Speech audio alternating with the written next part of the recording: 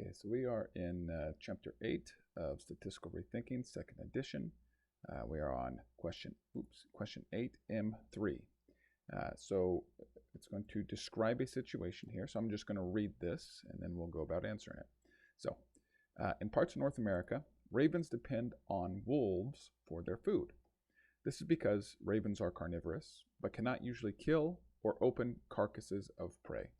Wolves, however, can both kill and tear open the animals.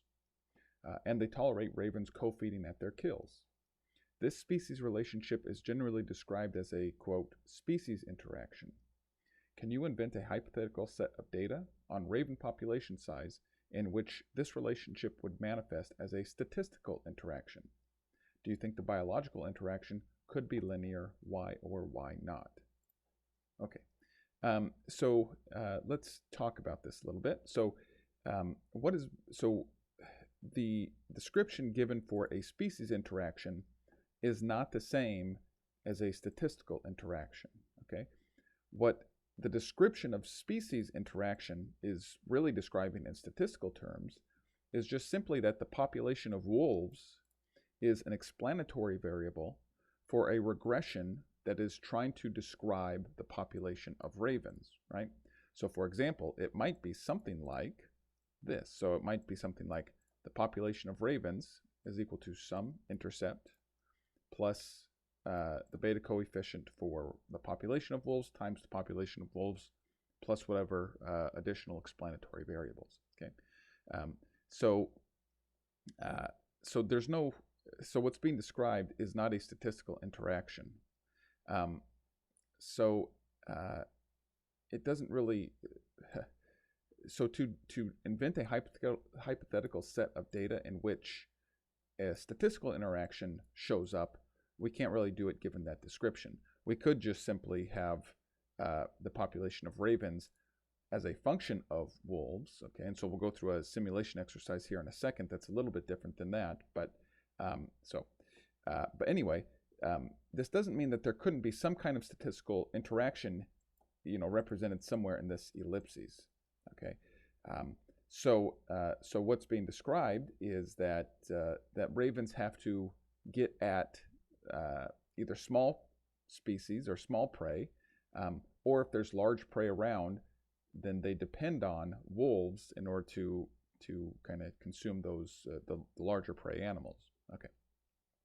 So there could be, we could have a great big, so it could be that some of the other explanatory variables are something like how prevalent small prey are versus how prevalent large prey are, et cetera, et cetera. Okay, and because large prey require wolves, there could be an interaction term with large prey and wolves. Okay, and there could also be an interaction maybe between large prey and small prey and the presence of wolves, right? Anyway, so we could have a great big huge regression like this that incorporates explanatory variables, population of small prey, population of large prey, and then the two-way interactions as well as the three-way interaction. Okay? And now if we were experts in this field, we may believe by evidence that is not necessarily presented in the data that some of these terms may not make sense, right? So for example, it may not make sense that wolves and small prey, that this is a meaningful term, right? So for example, maybe, I don't know, but maybe wolves don't hunt small prey, and therefore the population of ravens really doesn't depend on this. Or it could be that kind of the ratio of small prey and large prey being represented in this interaction term really makes no difference in terms of the availability of either prey and therefore not on the population of ravens, or whatever the case is.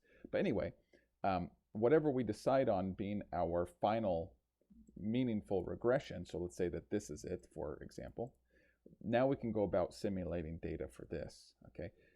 Oh, I'm missing a term here. I'm not sure what that's supposed to be. I got two pluses, okay? Sorry about that. Okay. And so you can kind of just run through how I have simulated the data here, okay? So I have some number of wolves, okay?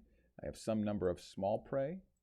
Then I have some number of large prey that is a function of wolves, right? I'm assuming that the more wolves there are, then the less of these large prey are around.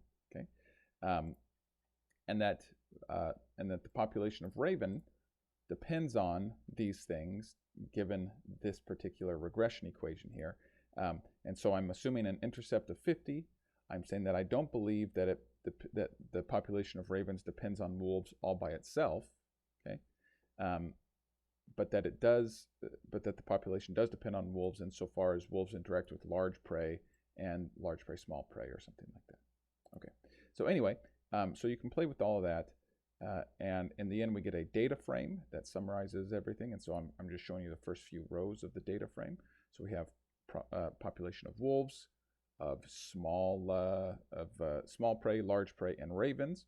And here the population of ravens is necessarily a function of well, everything else that we have over here. Okay, that's it.